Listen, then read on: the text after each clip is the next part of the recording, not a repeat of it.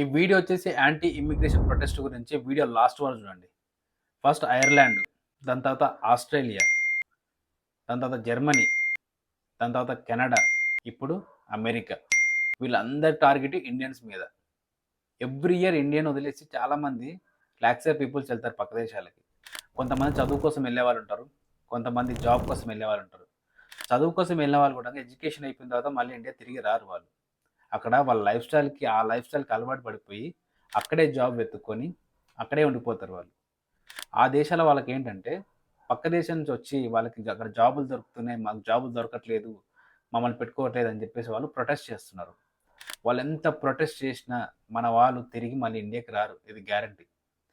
వాళ్ళు వెళ్ళేటప్పుడు సంతోషంగా వెళ్ళిపోతారు మన ఇండియాను వదిలేసి, మన సిటిజన్షిప్ వదిలేసి ఇండియన్ సిటిజన్షిప్ వదులుకొని అక్కడ ఆ సిటిజన్షిప్ తీసుకుంటారు వాళ్ళు, తిరిగి మళ్ళీ రారు.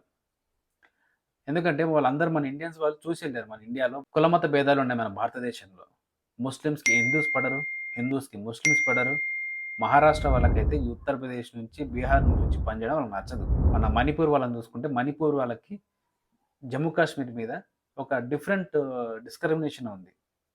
నార్త్ ఇండియాకి సౌత్ ఇండియాకి పడదు, సౌత్ ఇండియాకి నార్త్ ఇండియా పడదు. ఇవన్నీ ఉన్నాయి. మన ఇండియాలో జాతి మతం అని చెప్పేసి ఇంత ప్రొటెస్ట్ జరుగుతూ ఉంటుంది కదా. సో మరి పక్క దేశాల వాళ్ళు మన వాళ్ళ మీద ప్రొటెస్ట్ చేస్తూ ఉంటే వాళ్ళకి ఏమైనా ఫరక్ పడుతుందా? They don't care. ఒకవేళ ఇండియాలో కులాలు మతాలు అన్నీ కలిసి మెలిసి ఎంత బాగుంటే ఖచ్చితంగా మన ఇండియన్స్ ఏ దేశంలో ఉన్నా ఖచ్చితంగా తిరిగి ఇండియాకి అయితే వస్తారు. దానిపైన మీ అభిప్రాయం ఏంటో కామెంట్ చేయండి. Thank you.